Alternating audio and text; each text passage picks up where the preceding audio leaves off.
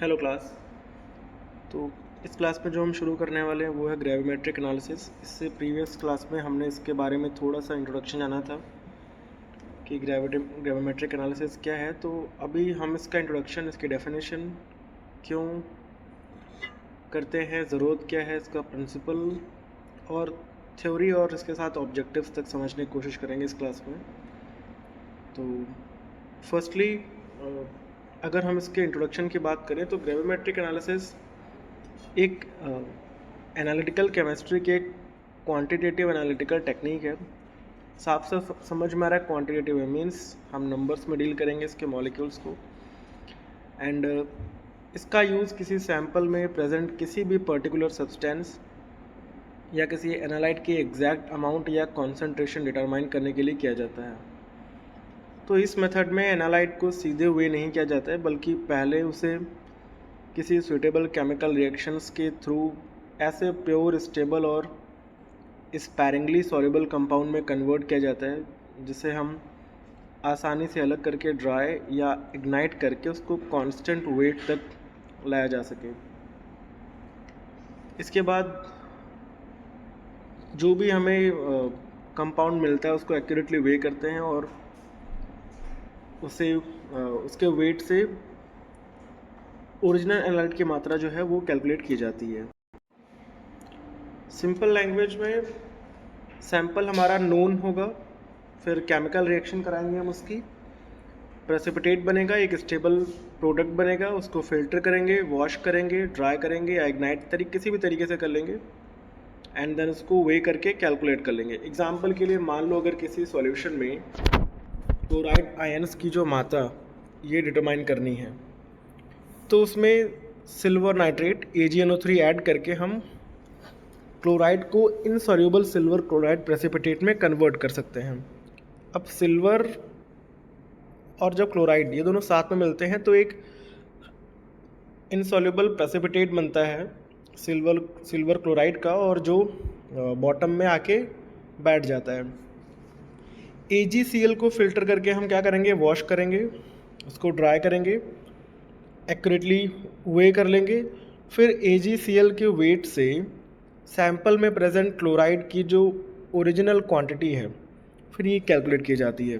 तो इस तरीके से है। तो gravimetric analysis is one of the oldest, most accurate and reliable methods of quantitative chemical analysis.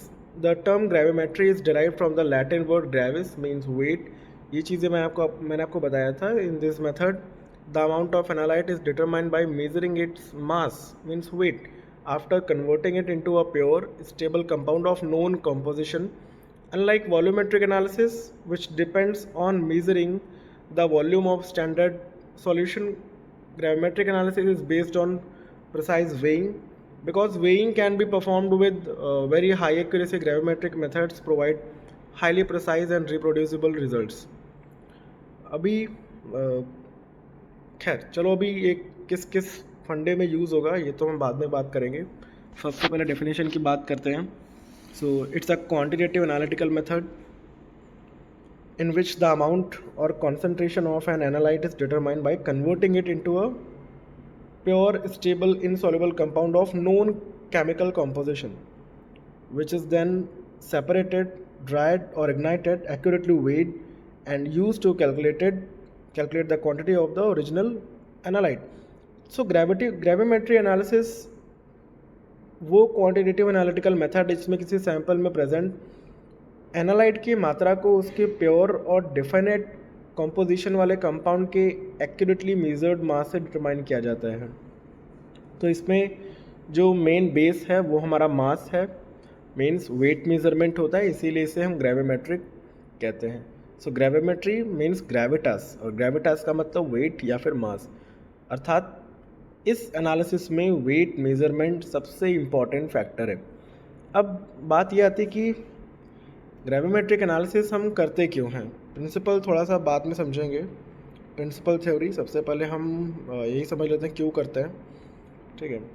तो ग्रेविमेट्रिक एनालिसिस का जो मेन उद्देश्य है किसी सैंपल में प्रेजेंट स्पेसिफिक सब्सटेंस की जो क्वांटिटी है या जिसका जो क्वांटिटेटिव अमाउंट है उसको पता करना होता है। इसके थ्रू हम जान सकते हैं कि सैंपल में किसी पर्टिकुलर आयन या कंपाउंड की कितनी मात्रा प्रेजेंट है, किसी फार्मास्यूटिकल सब्सटेंस की प्योरिटी कितनी है, रॉ मटेरियल या फिनिश प्रोडक्ट्स में किसी कॉन्स्टिट्यूएंट की क्वांटिटी कितनी है, किसी इनऑर्गेनिक सब्सटेंस की कॉम्पोजिशन क्या है, किसी केमिकल रिएक्शन में किसी कॉन्स्टिट्यूएंट की एक्चुअल अमाउंट कितनी है। तो एग्जांपल के लिए अगर हमें किसी सैंपल में क्लोराइड, सल्फेट, कैल्शियम, मैग्नीशियम या अदर आयन्स की क्वांटिटी को डिटरमाइन करना है तो सुटेबल ग्रेविमेट्रिक मेथड यूज़ कर सकते हैं यहाँ पे हम।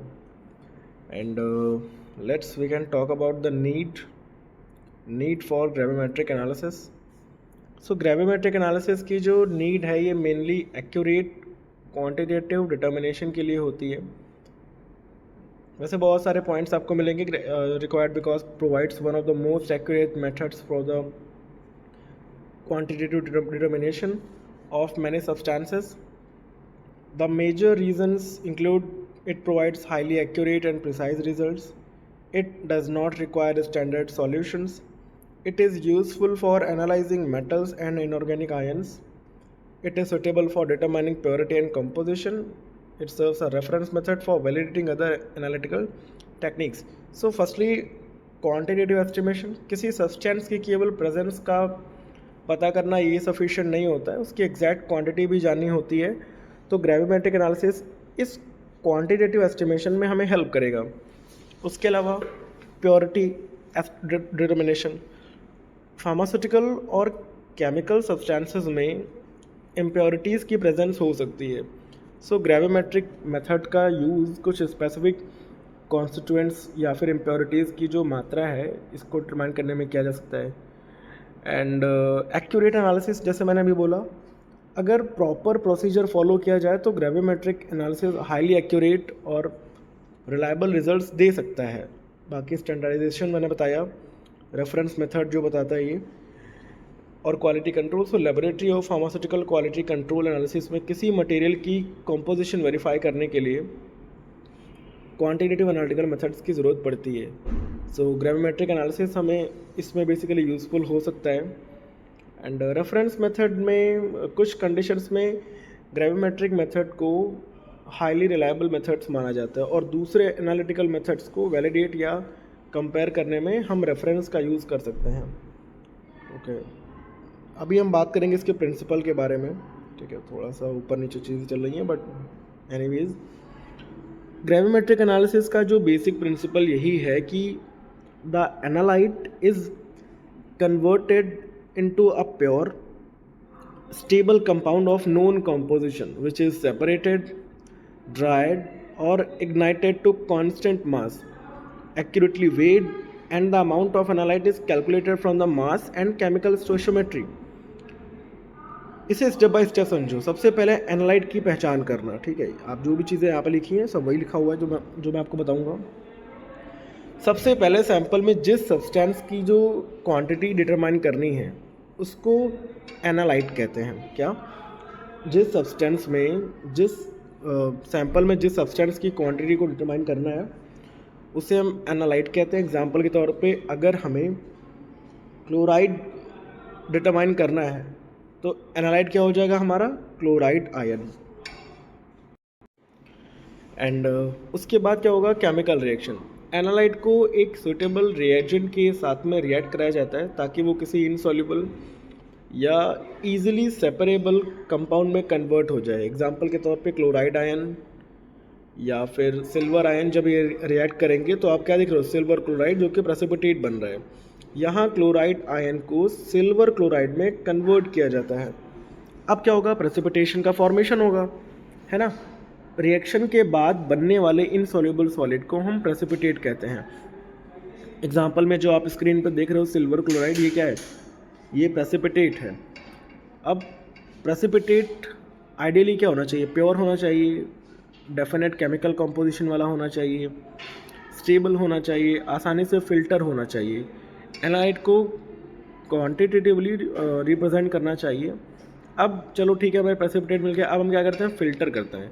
बना हुआ जो भी प्रेसिपिटेट है इस सॉल्यूशन को हम अलग किया जाता है प्रेसिपिटेट से। इसके लिए सुटेबल फ़िल्टर पेपर आता है, सेंटर्ड ग्लास क्रूसिबल या फिर अदर फिल्ट्रेशन सिस्टम के थ्रू इसको हम फ़िल्टर करते हैं। फ़िल्टर करने के बाद क्या करेंगे, हम वॉश करेंगे, ठीक है। Precipitate and then filter, wash to remove impurities, ठीक है।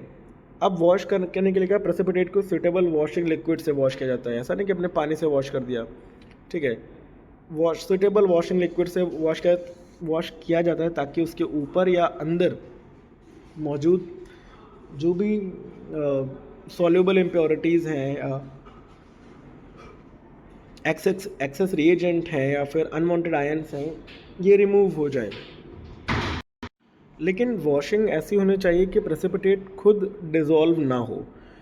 अब वॉश करने के बाद क्या करते हैं, हम ड्राई करते हैं या फिर इग्नाइट करते हैं। देखो, फिल्टर्ड प्रेसिपिटेट में मॉइस्चर और वोलेटाइल सब्सटेंसेस हो सकते हैं, इसीलिए उसे ड्राई या इग्नाइट किया जाता है। इसका मेन मोटिव ये होता है कि प्रेसिपिटेट को एक ऐसी स्टेट में लेके आना जिसमें उसका वेट कांस्टेंट हो जाए। अब कांस्टेंट वेट का मतलब है कि दो सक्सेसिव वेइंग के बीच कोई सिग्निफिकेंट चेंज ना हो। उसके बाद हमारा आएगा एक्यूरेट वेइंग में। जब एक्यूरेटली वेइंग की बात करते हैं, अब ड्राई या फिर इग्नाइटेड प्रोडक्ट को एक्यूरेटली वे किया जाता है। मान लो कि जो भी हमें कंपाउंड मिला उसका वज़न कितना है, वेट ऑफ सिल्वर क्लोराइड कुछ जो भी समथिंग मान लो 2, 4, 5 ग्राम जितना है, ठीक है। फिर अब क्या करेंगे, हम कैलकुलेशन करेंगे। अब केमिकल इक्वेशन और मॉलिक्यूलर वेट्स की हेल्प से हम ओरिजिनल एनालाइट की जो क्वांटिटी है ये कैलकुलेट करेंगे। एग्जांपल की तरह मान लो सिल्वर क्लोराइड में 1 मोल AgCl में मोल क्लोराइड आयन है, ठीक है। एंड इसीलिए mass of chloride ion is equal to mass of silver chloride into atomic mass of chloride upon molecular mass of silver chloride. ये हम आगे फॉर्मूला देखेंगे। इसी टाइप से हम मीजर्ड प्रेसिपिटेट को वे करते हैं और उसके वेट से हम ओरिजिनल एनालाइट की क्वांटिटी हम ऑब्टेन कर लेते हैं, ठीक है। तो अभी हम बात करेंगे इसकी थ्योरी के बारे में, theory of gravimetric analysis. Gravimetric analysis की theory mainly law of conservation of mass इस पे एंड केमिकल स्टोइचियोमेट्रिक और डेफिनेट कंपोजिशन पे बेस्ड है। जब कोई एनालाइट एक डेफिनेट केमिकल रिएक्शन के थ्रू किसी कंपाउंड में कन्वर्ट होता है तो उस रिएक्शन में रिएक्टेंट्स और प्रोडक्ट्स के बीच में एक फिक्स्ड स्टोइचियोमेट्रिक रिलेशनशिप होता है। इसका मतलब है कि अगर हमें फाइनल कंपाउंड का एग्जैक्ट मास पता है तो हम मैथमेटिकल कैलकुलेशन के थ्रू उसमें प्रेजेंट एनालाइट की ओरिजिनल क्वांटिटी डिटरमाइन कर सकते हैं, ठीक है। मान लो हमारे पास क्लोराइड है, सो क्लोराइड आयन प्लस सिल्वर, जब ये रिएक्ट करेंगे तो सिल्वर क्लोराइड प्रेसिपिटेट बनेगा। यहाँ पे 1 मोल क्लोराइड रिएक्ट होकर क्या करेगा, 1 मोल सिल्वर क्लोराइड बनाएगा। इसीलिए अगर हमें सिल्वर क्लोराइड का मास पता है तो उसमें प्रेजेंट क्लोराइड आयन का मास हम कैलकुलेट कर सकते हैं। यही स्टोइचियोमेट्रिक रिलेशनशिप है और एक ग्रेविमेट्रिक एनालिसिस की यही फंडामेंटल थ्योरी कह सकते हैं। Gravimetric analysis depends on the formation of precipitate that has a known composition, very low solubility, high purity and chemical stability. The accuracy of method depends on complete precipitation of the analyte and careful handling of precipitate during filtration, washing, drying, ignition and weighing. So after precipitate is formed, it is allowed to stand as so that the small particles combine into larger crystals. The process also known as digestion. खैर चलो इसको मैं आपको बता रहा हूँ, ठीक है। ग्रेविमेट्रिक एनालिसिस में मास क्यों इंपॉर्टेंट है, इस मेथड में फाइनल मेजरमेंट मास के रूप में लेते हैं। सपोज दैट सैंपल एनालाइट, फिर प्रेसिपिटेट, फिर ड्राइंग किया, वे किया, लास्ट में हमें प्रेसिपिटेट का मास पता चल गया। फिर मास ऑफ प्रेसिपिटेट से हमें मॉलिक्यूलर या atomic relationship and mass of analyte पता चल जाएगा। इसीलिए ग्रेविमेट्रिक एनालिसिस में एक्यूरेट वेइंग बहुत इंपॉर्टेंट है। तो आइडियल ग्रेविमेट्रिक रिएक्शन की जो रिक्वायरमेंट्स हैं, देखो एक अच्छी ग्रेविमेट्रिक एनालिसिस के लिए रिएक्शन जो है ये आइडियली ऐसी होनी चाहिए कि रिएक्शन क्वांटिटेटिव हो। एनालाइट लगभग पूरी तरह डिज़ायर्ड प्रोडक्ट में कन्वर्ट होना चाहिए। प्रोडक्ट की जो कंपोजिशन या डेफिनेट हो, फाइनल कंपाउंड का केमिकल कंपोजिशन एक्यूरेटली नोन होना चाहिए। प्रोडक्ट सफिशेंटली इंसॉल्युबल हो, मीन्स प्रेसिपिटेट इतना इंसॉल्युबल होना चाहिए कि एनालाइट का सिग्निफिकेंट अमाउंट सॉल्यूशन में ना रह जाए। एंड प्रोडक्ट प्योर हो, क्योंकि प्रेसिपिटेट में इम्प्योरिटीज़ का जो इनकॉर्पोरेशन कम से कम होना चाहिए। स्टेबल होना चाहिए प्रोडक्ट, ड्राइंग या इग्निशन के टाइम पे उसका कंपोजिशन अनावश्यक तरीके से चेंज नहीं होना चाहिए। एंड बहुत फाइन या कोलोइडल प्रेसिपिटेट फिल्ट्रेशन को डिफ़िकल्ट बना सकता है, इसलिए प्रोडक्ट आसानी से फ़िल्टर हो, हमें ऐसा चाहिए। एंड प्रोडक्ट आसानी से ड्राई और इग्नाइट हो। फाइनल प्रोडक्ट को कांस्टेंट वेट तक लाना पॉसिबल होना चाहिए। ठीक है, अभी हम बात करेंगे इसकी ऑब्जेक्टिव्स की। देखिए, ग्रेविमेट्रिक एनालिसिस के कुछ मेजर ऑब्जेक्टिव्स हैं, जैसे कि क्वांटिटेटिव डिटर्मिनेशन, सैंपल में प्रेजेंट किसी स्पेसिफिक एनालाइट की एग्जैक्ट क्वांटिटी को डिटरमाइन करना। एक्यूरेट मेजरमेंट, केमिकल कॉन्स्टिट्यूएंट की क्वांटिटी को एक्यूरेटली और रिलायबिलिटी इसकी मेज़र करना। And to estimate metal and inorganic ions, to determine purity of pharmaceutical substances, to analyze impurities in raw material, to perform quality control testing, to provide reference analytical data।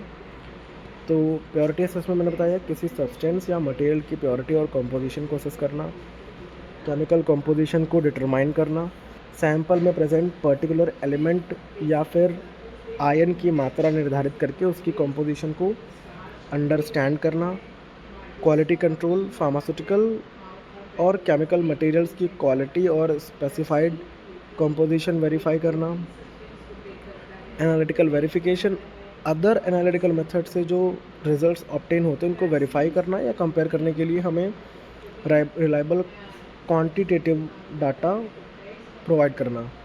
And non chemical relationship के base पे final product के मास से organic analyte के मास को calculate करना। ठीक है, तो ये जो भी सारी चीज़ें हैं ये हम इसमें कर सकते हैं।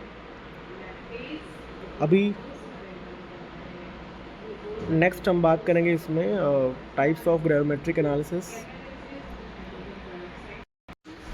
सो टाइप्स ऑफ ग्रेविमेट्रिक एनालिसिस में हम पहले दो इंपॉर्टेंट टाइप्स को समझेंगे। सबसे पहला क्या है, precipitation titration precipitation gravimetric analysis, and दूसरा वॉलाटाइलाइजेशन ग्रेविमेट्री, और उसके बाद उसकी कैरेक्टरिस्टिक्स को समझेंगे। सबसे पहले हम जानने की कोशिश करेंगे प्रेसिपिटेशन ग्रेविमेट्री क्या है। देखो, प्रेसिपिटेशन ग्रेविमेट्रिक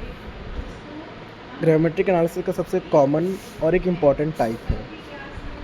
इसमें जिस एनालाइट की क्वांटिटी डिटरमाइन करनी होती है उसे एक सूटेबल केमिकल रिएजेंट के साथ में रिएक्ट करा के इनसॉल्युबल प्रेसिपिटेट में कन्वर्ट किया जाता है।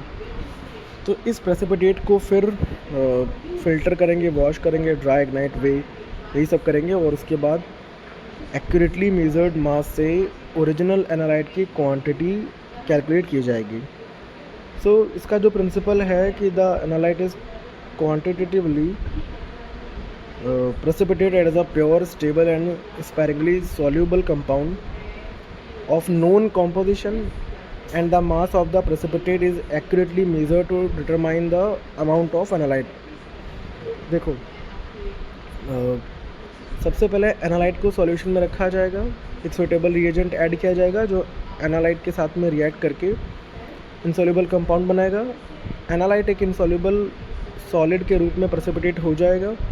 फिर प्रेसिपिटेट को फिल्ट्रेशन के थ्रू सॉल्यूशन से अलग करेंगे, वॉश करेंगे, ड्राई करेंगे, वे करेंगे, फिर कैलकुलेट करेंगे। ये चीज़ें मैंने आपको पहले ही बताया। तो प्रेसिपिटेशन ग्रेविमेट्री का एग्जांपल में क्या है, determination of chloride as a silver chloride. ये प्रेसिपिटेशन ग्रेविमेट्री का एक क्लासिक एग्जांपल है। मान लो किसी सैंपल में क्लोराइड आयन की जो क्वांटिटी है ये डिटरमाइन करनी है। अब इसके लिए सैंपल सॉल्यूशन में सिल्वर नाइट्रेट ऐड करेंगे। ठीक है, तो रिएक्शन क्या बनेगी, सिल्वर और क्लोराइड की रिएक्शन सिल्वर क्लोराइड ही बनाएगी। ठीक है, तो सिल्वर यहाँ पे क्लोराइड आयन क्या है, एनालाइट था। सिल्वर नाइट्रेट क्या था, प्रेसिपिटेटिंग रिएजेंट था। एंड सिल्वर क्लोराइड क्या था, प्रेसिपिटेट था। तो AgCl एक वाइट स्पैरिंगली सॉल्युबल प्रेसिपिटेट है। इसके बाद सिल्वर क्लोराइड प्रेसिपिटेट को फ़िल्टर, वॉश, ड्राई करके वे करेंगे, ठीक है।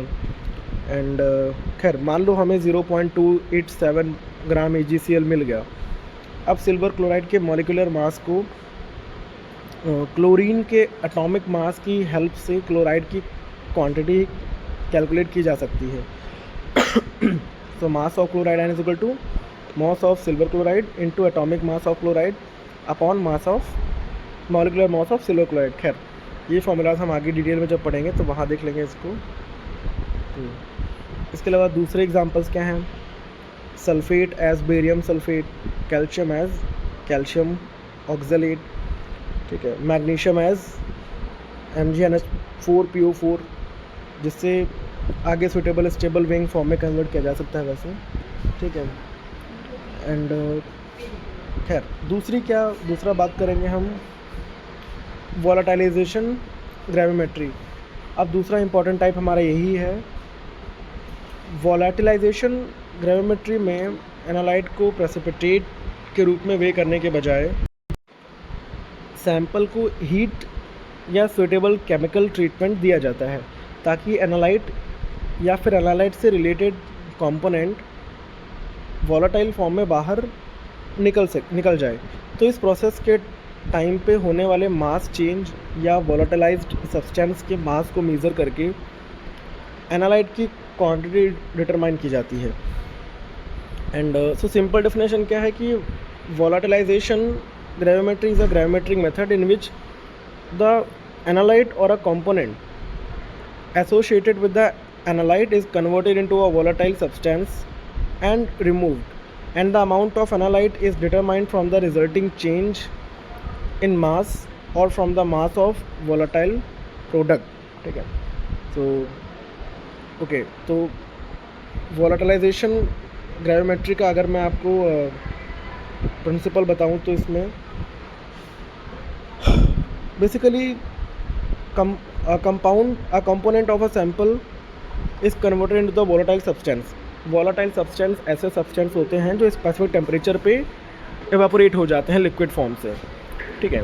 converted into a volatile substances and removed by heating or chemical treatment, and the amount of analyte is determined from the loss in mass of or from the amount of volatile substance collected।